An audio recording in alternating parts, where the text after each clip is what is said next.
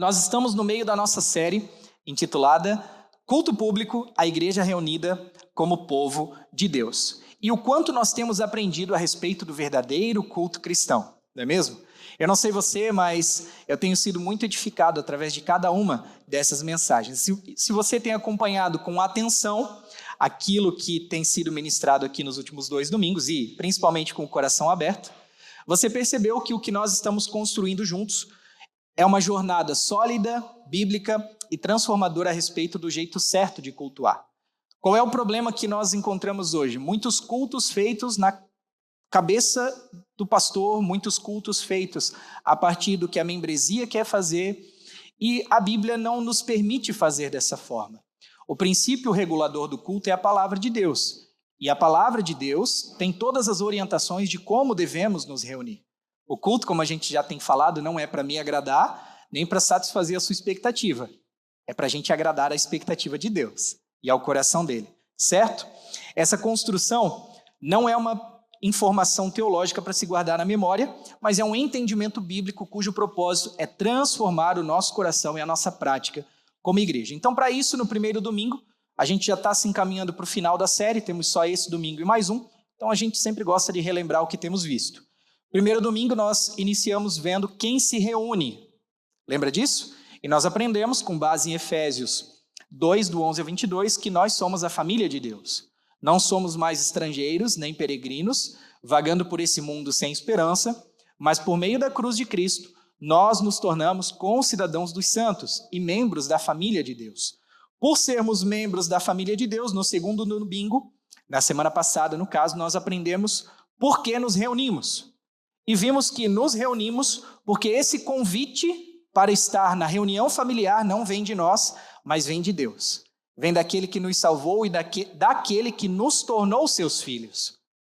O culto, ele é uma reunião familiar, por isso que nos chamamos de irmãos, porque é a reunião da família de Deus. E o convite para essa reunião em família não vem do Marconi, não vem do pastor André, não vem da Fernanda, do Johnny. Esse convite vem de Deus. E por vir de Deus, a resposta que nós temos que dar para ele é sim. É uma resposta de que nós vamos comparecer. Então nós vimos a partir de Êxodo 19, 1 a 20, que a igreja se reúne para o culto, porque Deus é quem nos chama para esse encontro.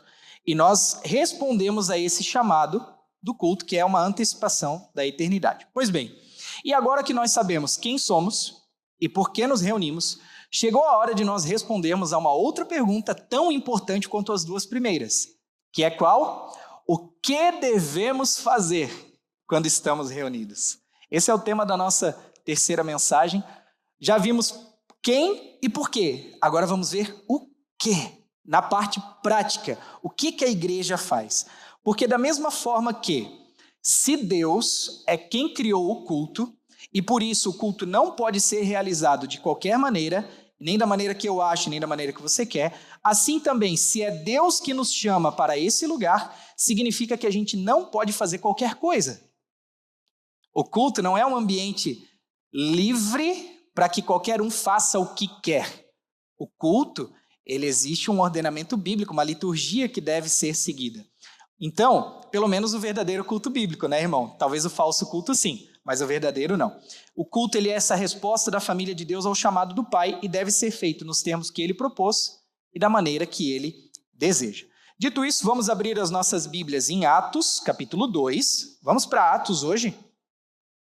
Vamos para Efésios, daí voltamos para o Antigo Testamento, e agora nós vamos para o livro de Atos, capítulo 2, lá no versículo 42 ao 47.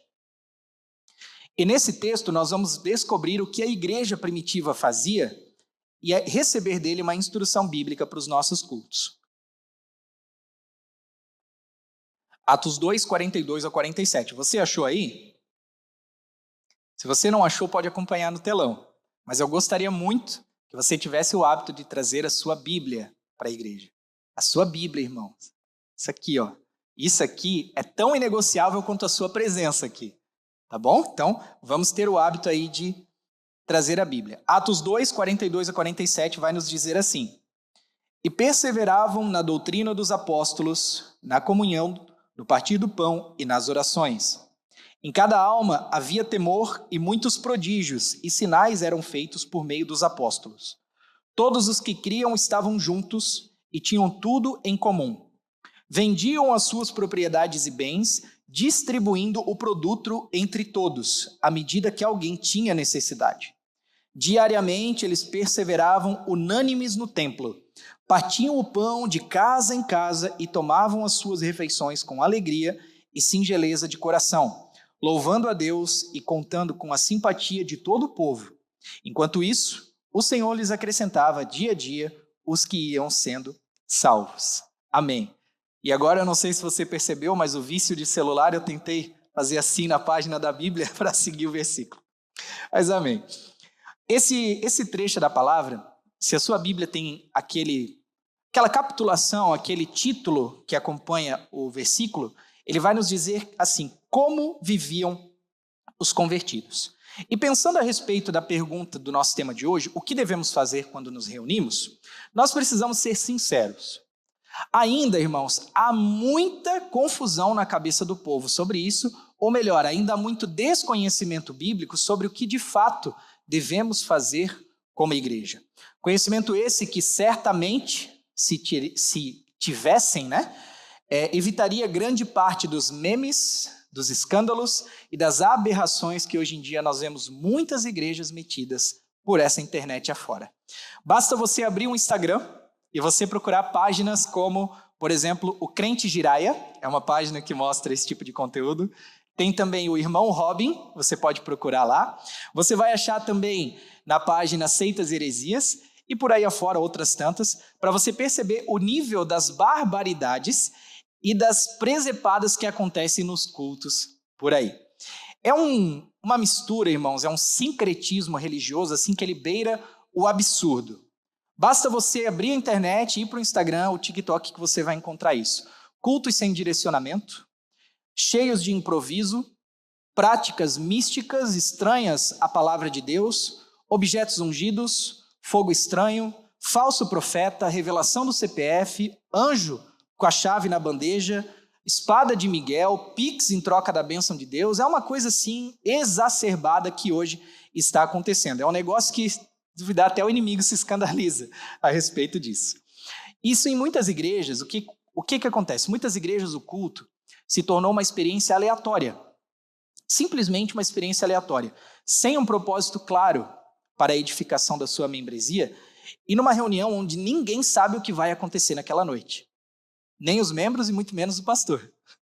É um culto assim que acontece o que der na telha, cada um faz o que quer, então tudo é possível.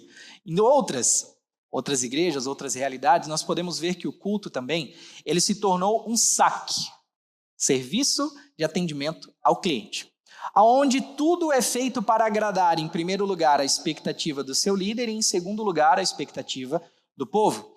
Nesses lugares, irmãos, infelizmente a igreja ela é tratada como um shopping, o evangelho como um produto e o culto, consequentemente, deixou de ser um encontro com Deus e se tornou um ambiente criado para satisfazer essas expectativas e esses anseios que as pessoas que frequentam esses lugares têm.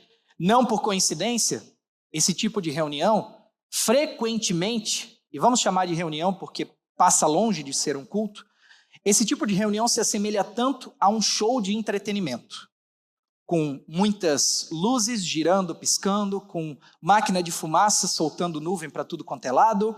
Vemos também surpresas, tudo improvisado, e tudo é pensado para alcançar o emocional do público e deixá-los satisfeitos.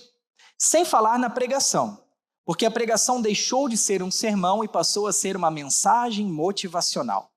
Uma mensagem que é focada no bem-estar do homem e na promessa do seu sucesso. E aí eu vou falar uma frase que você vai entender, que se Deus deixou você ver, se Deus deixou você tocar, se Deus deixou você experimentar, é porque Ele quer te dar. Irmãos, para bom crente, meia referência basta. Eu não preciso nem dizer quem disse esse tipo de absurdo. Então, infelizmente, esse é o triste cenário de boa parte das igrejas, irmãos. E boa parte da membresia por aí. E sabe o que é o pior dessa história? é que o povo, por falta de conhecimento, acaba se deixando levar por tudo isso e passa a acreditar que esse é o padrão correto. As pessoas vivem tão inseridas nesse contexto, olham para um lado, acontece isso, olham para o outro, acontece a mesma coisa, que elas começam a acreditar que esse é o padrão certo de como a igreja deve se reunir. Mas não é, irmãos, não é. O culto não é um lugar sem sentido, onde coisas aleatórias acontecem, nem um show de entretenimento no domingo, e tampouco uma palestra motivacional de autoajuda. O culto, ele é o quê? Ele é a reunião da família de Deus, como nós já falamos, do povo que foi lavado pelo sangue de Jesus, remido dos seus pecados, e agora se junta para, em espírito e em verdade, o adorar. Não o adorar da maneira que querem, mas o adorar do jeito que ele deseja ser adorado, nos meios que ele proveu para isso e da maneira que ele quer. Esse é o culto cristão, essa é a verdadeira definição do culto. O culto, ele não deve acontecer para satisfazer o que eu quero, nem o que você espera, mas para cumprir o que Deus determinou na sua palavra. O culto tem esse propósito e essa finalidade, cumprir o que Deus determinou na palavra que deve acontecer. Ok, pastor, então o que nós devemos fazer quando nos reunimos para o culto? Essa resposta nós vamos encontrar aqui no texto de Atos 2, dos versículos 42 ao 47, pois o que vemos não é uma igreja perdida. A igreja de Atos não era uma igreja confusa, sem saber o que deveria fazer. Muito pelo contrário, vemos uma igreja que era viva, firme e bíblica. Uma igreja que sabia com clareza como se comportar como povo de Deus. E o que eles faziam é mais do que um relato histórico para nós, irmãos, mas é um modelo vivo, que percorre gerações e que ainda serve como instrução para as nossas vidas. Portanto, nós vamos agora transitar em 4 atitudes fundamentais que marcaram a vida daquela igreja e que também devem marcar os nossos cultos hoje. Glória a Deus! Dito isso, a nossa primeira atitude como igreja reunida é que, pode projetar para a gente o tópico 1, tópico 1, devemos perseverar na sã doutrina. Essa é a primeira atitude que nós como igreja devemos ter. Devemos perseverar na sã doutrina. Olha o que diz o versículo 42. E perseveravam na doutrina dos apóstolos e na comunhão, no partir do pão e nas orações. Esse texto que lemos aqui era o início da igreja primitiva. O evento de Pentecostes tinha acontecido em Atos 2, versículo 1 e 2 ali para frente. Havia uma manifestação do Espírito Santo, os apóstolos estavam cheios do Espírito Santo. Pedro havia feito a sua primeira pregação pública, aquela tão famosa que converteram-se 3.000 almas a Cristo, ao Evangelho, naquela pregação. E essa agora era a rotina do povo que tinha aceitado viver uma nova realidade, que tinha entregado sua vida para Jesus na pregação de Pedro. Vemos que uma coisa é sequência da outra. Então, aquele povo convertido agora estava vivendo uma nova realidade.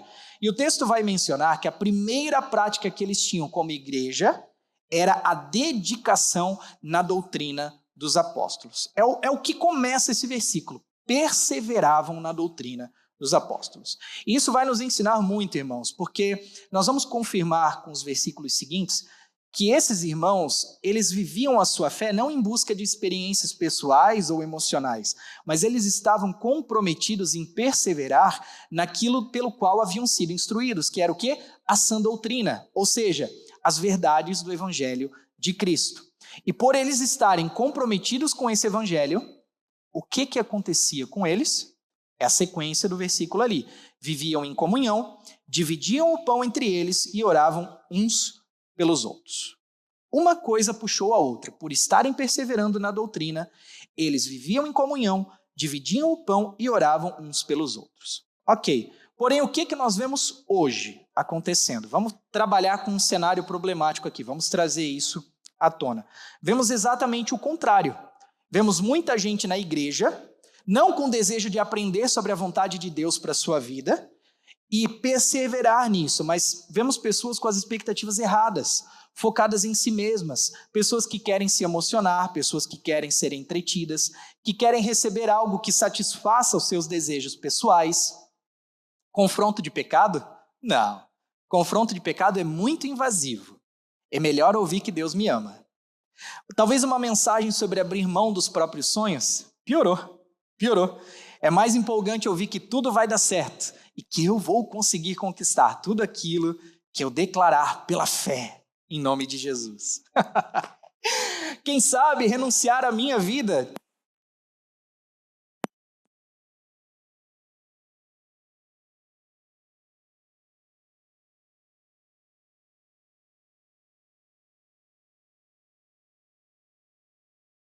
Desbloqueei esse aqui. Oi? Foi a mesa que desligou? Não, mas aqui está funcionando, ó. Som. Voltou. Tá bom. Não sei, irmãos, não sei o que aconteceu, mas vamos em frente. Talvez uma mensagem sobre renunciar à minha própria vida? De jeito nenhum. Eu gosto muito de mim mesmo para fazer isso. Então, irmãos, parece mentira, mas não é. Mas muitas pessoas procuram a igreja não porque querem aprender a vontade de Deus para a sua vida, mas porque querem um Deus que seja seu mordomo. Um Deus que satisfaça aos seus desejos a hora que eles quiserem. Que entregue nas suas mãos o atendimento das suas vontades egoístas. E sabe o que é o pior disso tudo? É que esse tipo de pessoa vai achar esse tipo de igreja, que vai vender esse falso Deus para elas. O pior não é existirem os falsos crentes, mas é que existem os falsos mestres que confirmam as expectativas dos falsos crentes. Infelizmente, é o que vemos hoje. Mas responda comigo, essas pessoas estão certas em irem para o culto com essa motivação? Não, de jeito algum. Por quê? Porque, primeiro, o culto não é um serviço de delivery do iFood, onde a gente faz para Deus uma lista de pedidos e ele entrega em 30 minutos após confirmado o Pix na conta. Também o culto não se trata de nós, o culto se trata de Deus, não é sobre mim, é sobre Ele. Então isso significa que não são as minhas expectativas que têm que ser atendidas, mas as expectativas de Deus. Então, o que nós devemos fazer como igreja para evitar e combater esse desvio? Aquilo que os primeiros cristãos também faziam: perseverar na sã doutrina da palavra de Deus. Pastor, mas o que é essa tal de sã doutrina? Ou a doutrina dos apóstolos? A sã doutrina é aquilo que não é a insana doutrina.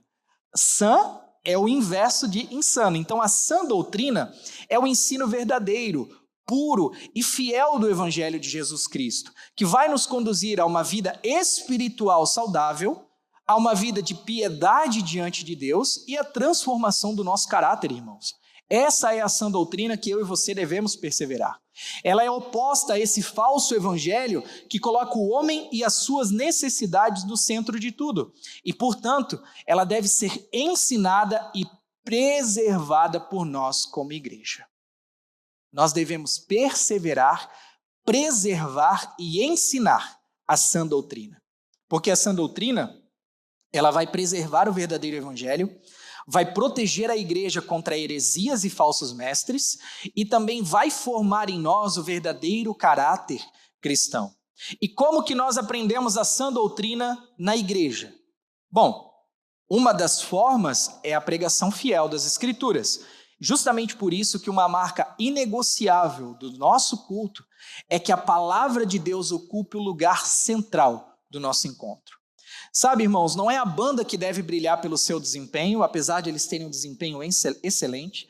Não é o pastor que deve ser elevado pela sua retórica na pregação da palavra, até porque a gente não sabe falar direito, mas é a palavra de Deus que é viva e eficaz em si mesma, que deve ocupar o eixo central e ser o ápice do nosso culto, do nosso encontro em família.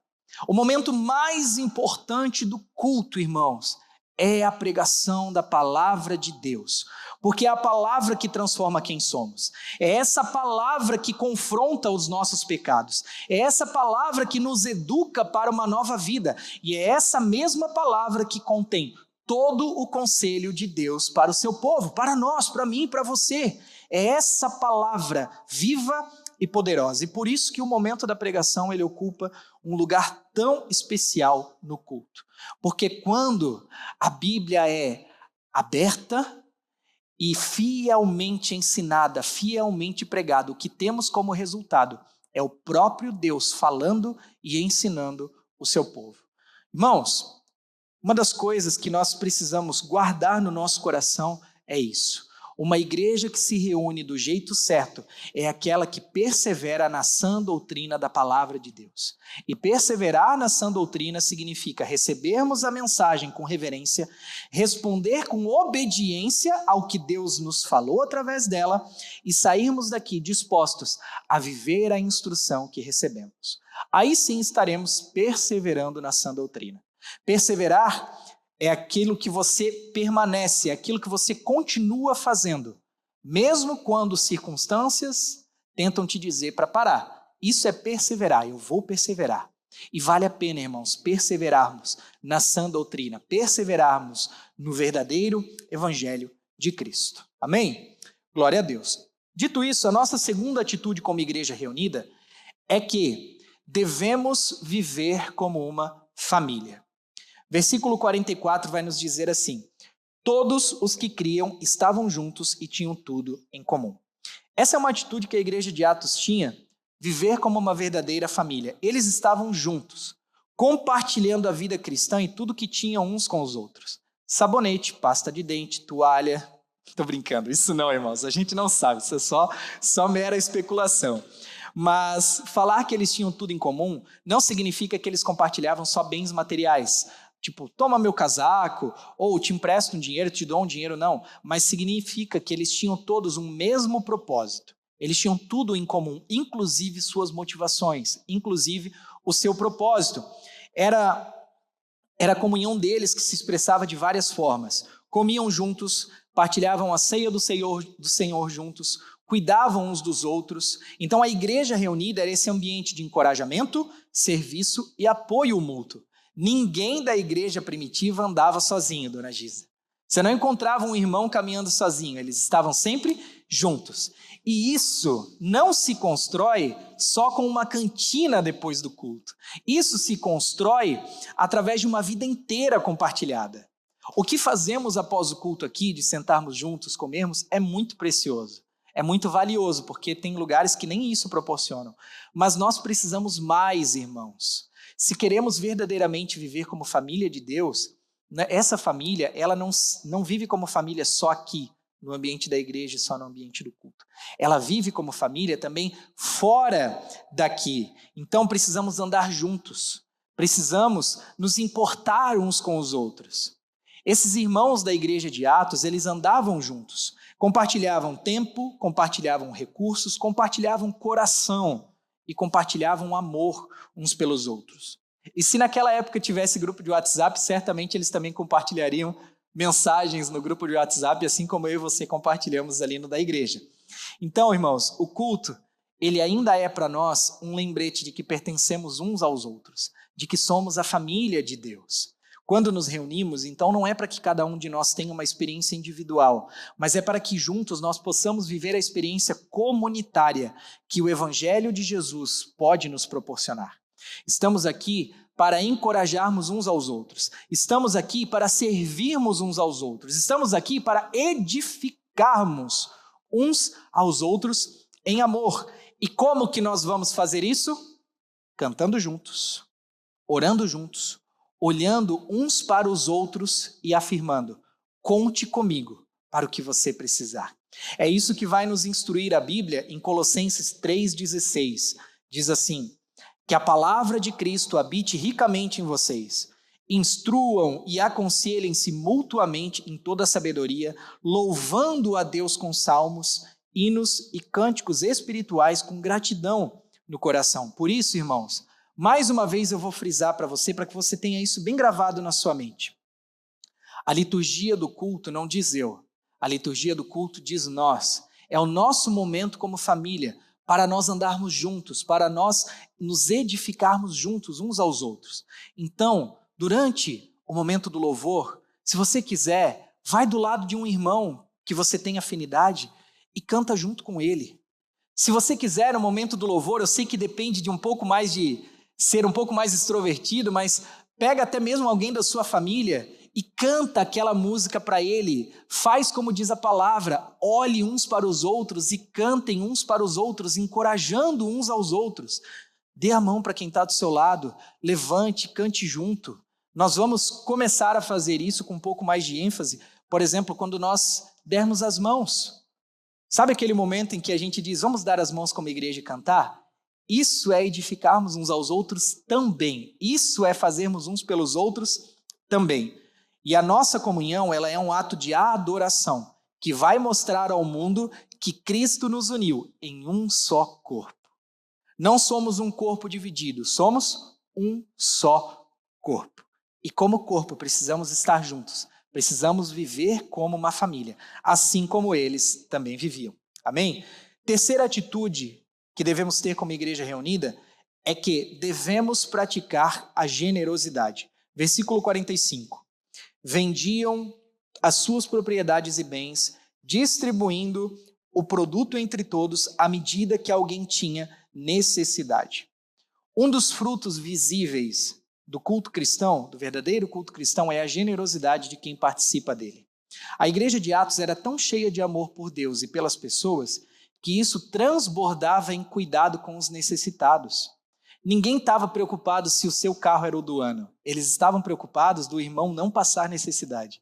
Para eles era algo inadmissível ver alguém passando fome enquanto eles estavam com a chave de um carro 0 quilômetro no bolso.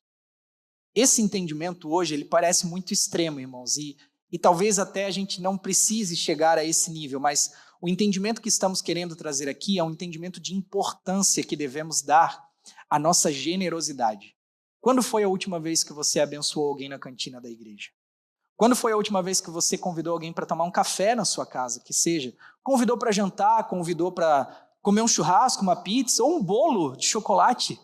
Né? Quando a família do Johnny vier para cá morar de vez, fazer um bolinho para receber eles lá em casa, vocês vão ser muito bem-vindos. Já deixa programado aí a Fran, ó, né? Já é uma promessa, um compromisso nosso. Mas é isso, irmãos, nós precisamos expressar a nossa generosidade como igreja. E não falamos isso apenas em dízimos, em ofertas, não, mas generosidade uns com os outros. Nos preocuparmos uns com os outros, sabendo que a minha irmã, o meu irmão, às vezes está com uma conta de luz atrasada e eu não fazer nada, nem que seja dar para ele 20, 30 reais ou me juntar com outros irmãos e dizer, olha, temos alguém na igreja que está precisando pagar a conta. E a gente se juntar e dizer, vamos lá, vamos abençoar essa vida. É o mínimo que nós precisamos fazer, irmãos. Como igreja, se queremos viver um verdadeiro evangelho e sermos uma igreja bíblica, nós precisamos viver demonstrando a nossa generosidade. E o cristianismo deles era tão verdadeiro que tocava até no bolso. Isso é verdade. Então, o evangelho nos ensina a viver com o coração livre do apego ao dinheiro e com as mãos abertas. Não apenas para receber os recursos de Deus que queremos receber. Todo mundo abre a mão para receber, né? Deus manda. Mas quantos abrem a mão para dar? E dizer assim, ó, toma aqui, dona Gisela. Toma aqui, Johnny, para o que você precisar.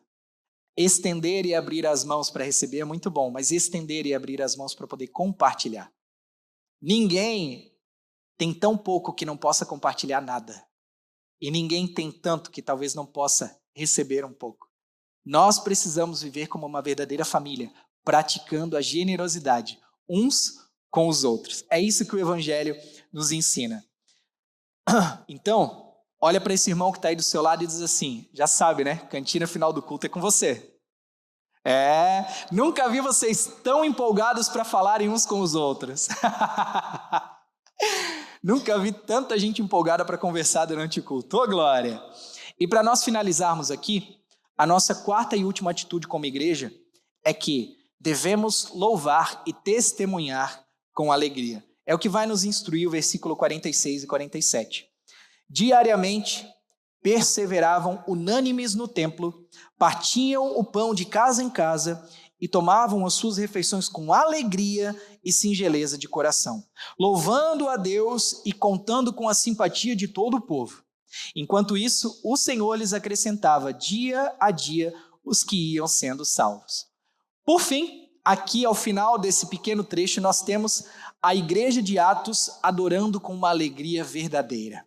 Seus cultos, eles eram cultos cheios de louvor, mas também de simplicidade.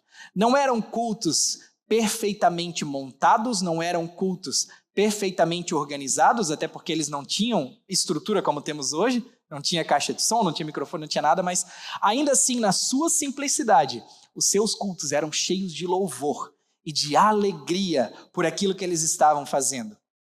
Eles se alegravam em Deus, sem exageros, sem vaidade, mas com singeleza de coração, como diz a palavra, com reverência e com gratidão. O ambiente de culto deles não era um ambiente de espetáculo, mas era um ambiente de sinceridade. Esse é o ambiente que nós temos que ter, irmãos, que nós temos que trazer para nós como igreja. Fugir da tentação e do desejo de talvez transformar a igreja numa casa de shows, de um espetáculo, em algo que vai emocionar as pessoas e elas vão sentir a presença de Deus. Irmãos, Deus se manifesta também na simplicidade. Deus se manifesta sem nada disso aqui.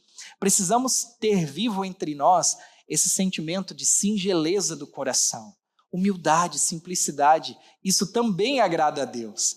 Quem disse que precisamos de um som de 500 mil reais, como eu conheço igrejas que têm som de 500 mil reais? 500 mil com desconto do imposto, porque pagando o imposto certinho, que a igreja é isenta do ICMS, pagando o imposto beira R$1 milhão. Quem disse que precisamos de iluminação de 800 mil reais, como eu sei que essa mesma igreja tem? Não precisamos, irmãos. Precisamos uns dos outros, com o nosso coração unido, em sinceridade, em simplicidade, com o mesmo propósito, assim como eles tinham tudo em comum, que esse tudo em comum também seja a nossa motivação.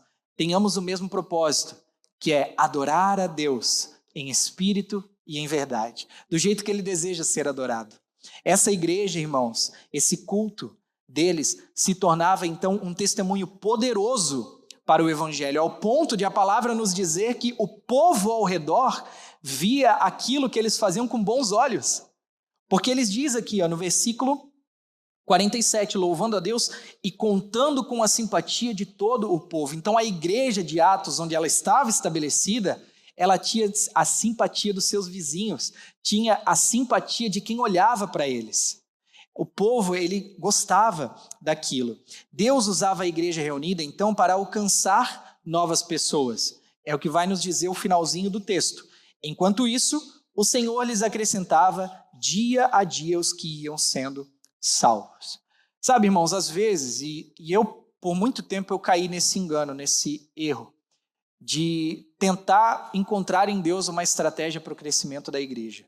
Lá quando nós começamos, lá na Rua Araquari ainda, onde conhecemos muitas das famílias que estão aqui, uma das coisas que eu ficava buscando e pensando e matutando eram estratégias para a igreja crescer. Como é que nós vamos fazer a igreja crescer? Como é que nós vamos trazer mais gente para o meio do povo, para o meio da igreja?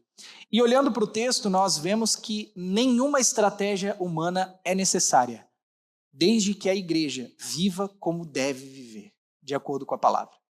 O texto diz que enquanto isso, ou seja, enquanto eles viviam com simplicidade de coração, adorando a Deus com alegria, enquanto eles tinham essa singeleza, essa sinceridade, o Senhor ia acrescentando a eles, dia após dia, os que iam sendo salvos. Isso nos mostra que a igreja ela não precisa de estratégias, nem nenhum direcionamento humano para crescer sua membresia. A igreja precisa ser igreja, à luz da palavra de Deus. O restante, Deus vai fazer. Do jeito dele, no tempo dele, da maneira dele. Se ele quiser fazer, ele vai fazer.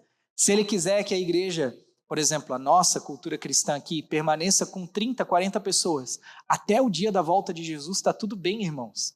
Desde que nós um dia nos encontremos com ele, diante dele, com o nosso coração limpo, com as nossas mãos limpas, e ele olhe para nós e diga assim, muito bem, vocês viveram como eu gostaria que vocês tivessem vivido.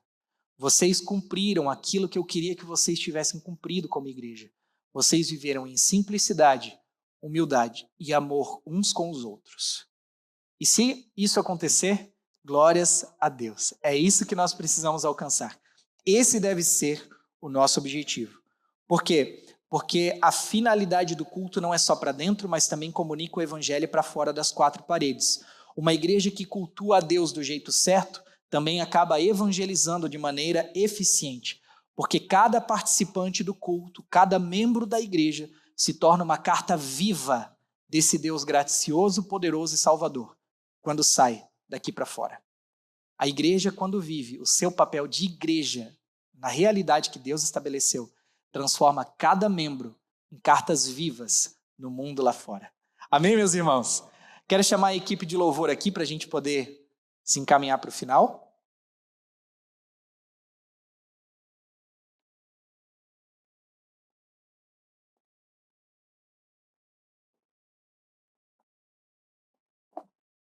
Para nós encerrarmos, como a gente sempre faz, vamos recapitular aquilo que aprendemos hoje, os 4 pontos que aprendemos hoje. Pode colocar a conclusão na tela para nós? O que devemos fazer quando nos reunimos então? Primeiro, nós devemos perseverar na sã doutrina. Rejeite todo o ensino que seja contrário ao evangelho de Jesus. Rejeite tudo que te afasta de Deus. Rejeite todo o ensino que te coloque no centro e tire Deus para o lado. O centro não é o homem, o centro é Deus. O centro é Jesus. Ele é o centro. Então precisamos perseverar na sã doutrina. E eu conto com você para isso.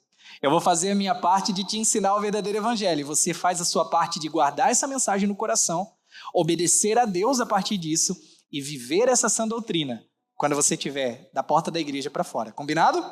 Muito bem. Segunda atitude que devemos ter quando nos reunimos é viver como uma família. Aquilo que já falamos, né? Termos tudo em comum, nos importarmos uns com os outros, amarmos uns aos outros.